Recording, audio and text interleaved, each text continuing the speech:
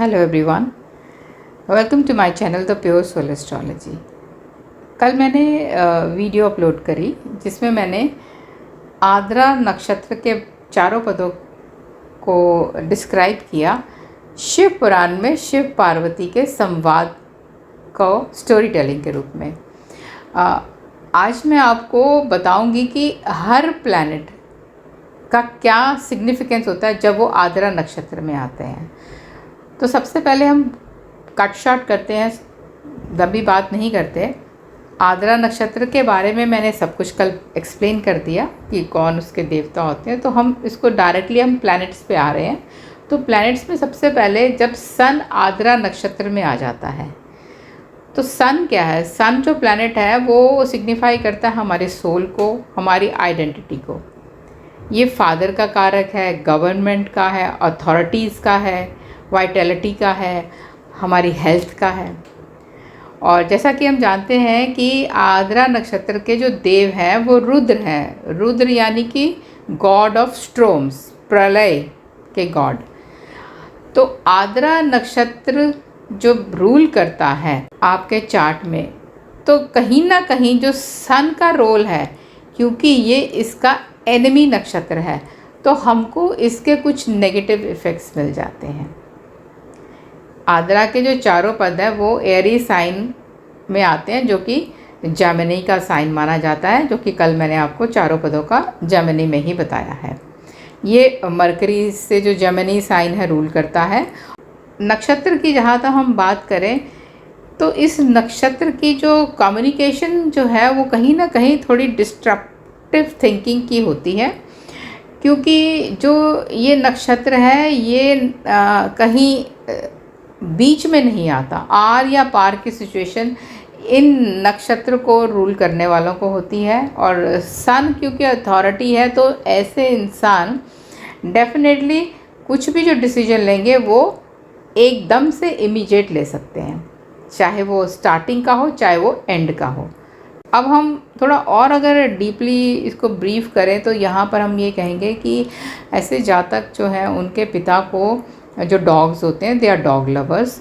और जो ये जातक है इसकी जो पर्सनैलिटी ऐसी है कि ये थोड़ा डिटैच्ड पर्सनैलिटी का रहता है। इसको हर किसी से घुल मिल के रहना पसंद नहीं है। इनोवेटिव बहुत होते हैं, आइडियाज़ कभी कभी डिस्ट्रक्टिव भी हो जाते हैं।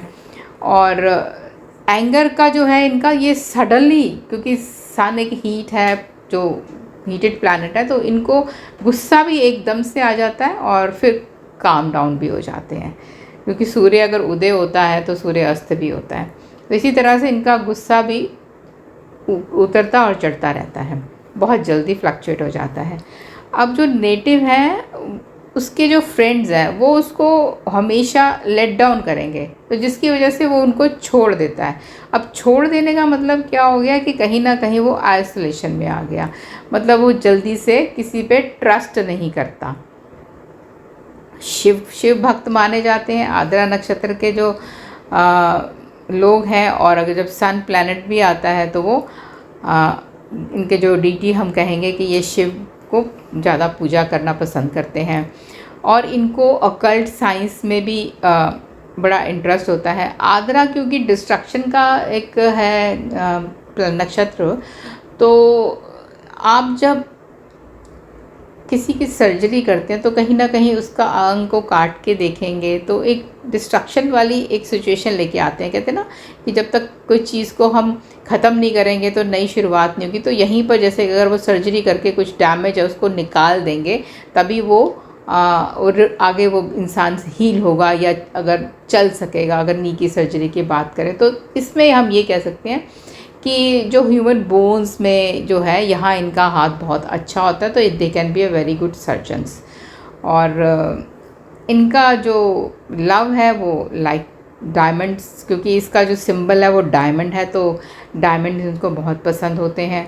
और इनकी लाइफ में ऐसा एक फेज़ ज़रूर आएगा जहाँ ये बहुत आंसू बहाते हैं इनको, बिकॉज इसका जो सिंबल ही है वो टीयर है, तो आंसू, नमी, तो वो इनको आंसू बहाने ही पड़ते हैं।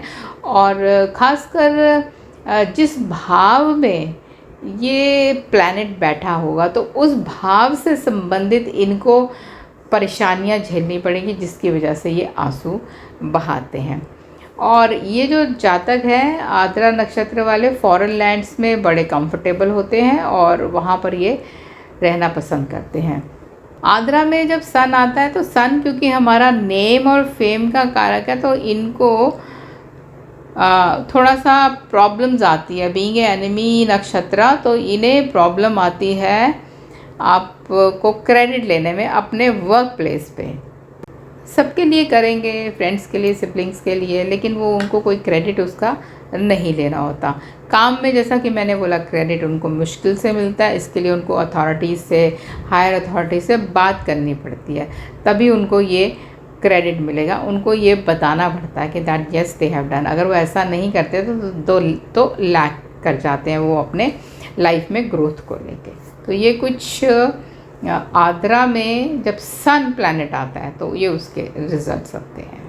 तो इसी तरह से मैं 1 बाय 1 आपको सारे प्लैनेट्स के बारे में बताऊंगी आने वाली सीरीज़ में। सो उम्मीद है आपको अच्छा लगेगा, क्योंकि जो नक्षत्रों का रोल है वो प्लैनेट से ज़्यादा होता है। हम केपी एस्ट्रोलॉजी में कहते हैं कि प्लैनेट का रिजल्ट नक्षत्र देता है और उसकी जो क्वालिटी है वो हमें उसका सब लॉर्ड बताता है। तो अगर हमें किसी भी प्लैनेट का रिजल्ट देखना है तो हमको नक्षत्र को समझना बहुत ज़रूरी है कि वो नक्षत्र जो है वो प्लैनेट किसके नक्षत्र में बैठा है और वो हमें किन किन घरों को सिग्निफाई कर रहा है और वो क्या रिजल्ट दे रहा है हमें। तो इस तरह से नक्षत्र बहुत इम्पॉर्टेंट होते हैं। चलिए अगर नेक्स्ट वीडियो में मिलते हैं। मून इन आर्द्रा नक्षत्र।